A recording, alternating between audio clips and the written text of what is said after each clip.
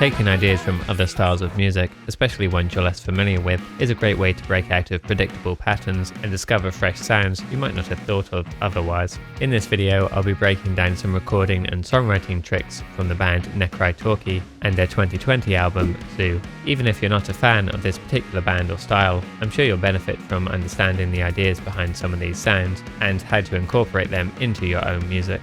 The first idea is to use space in your arrangements. I think we can all admit to sometimes cramming too much into our recordings or wanting everything to be at maximum energy all the time. That's not to say you shouldn't. There are plenty of songs that more or less maintain the same level of energy throughout.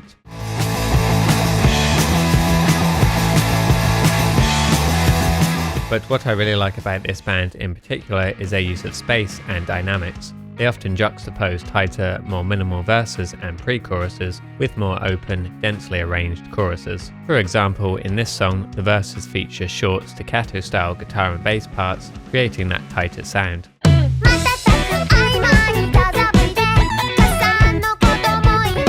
Whereas in the chorus, everything is played more openly and freely.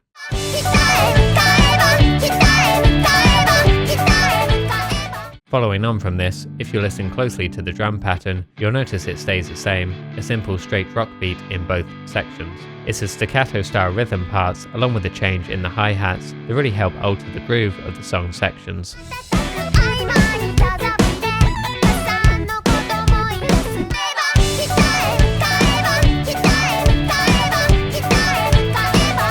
Even if you're not a drummer, learning some basic foundations of drum programming can really enhance your songwriting. As I mentioned before, that straight rock beat with the kick on the 1 and 3 and the snare on the 2 and 4 is super common across all styles of rock, but there are a few variations you can add to make it work more like they do. One is mirroring the playing style of the drums with the bass and guitars. In a stripped back verse section, keeping the hi-hats tight by playing them closed can really help when combined with a staccato style rhythm.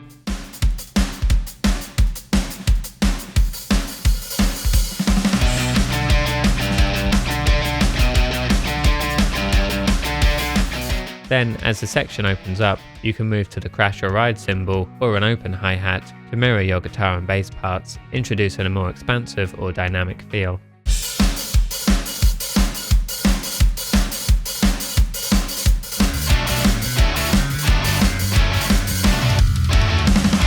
This helps create a natural lift in energy without changing the drum beat itself, reinforcing the contrast between the tighter and more open sections of the song.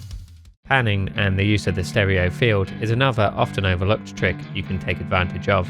If you listen to the opening track on Zoo, you can hear how sound effects and guitar parts have been chopped up to create this awesome intro, which sounds especially effective when listening on headphones.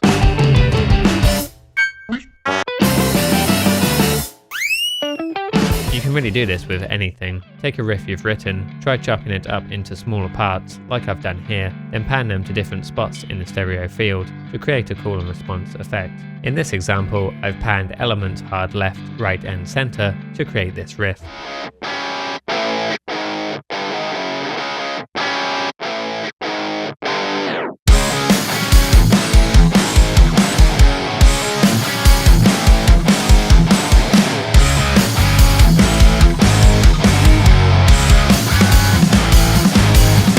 Arguably, one of the most important aspects of Japanese rock is the chord choices, something you can learn all about in this video next.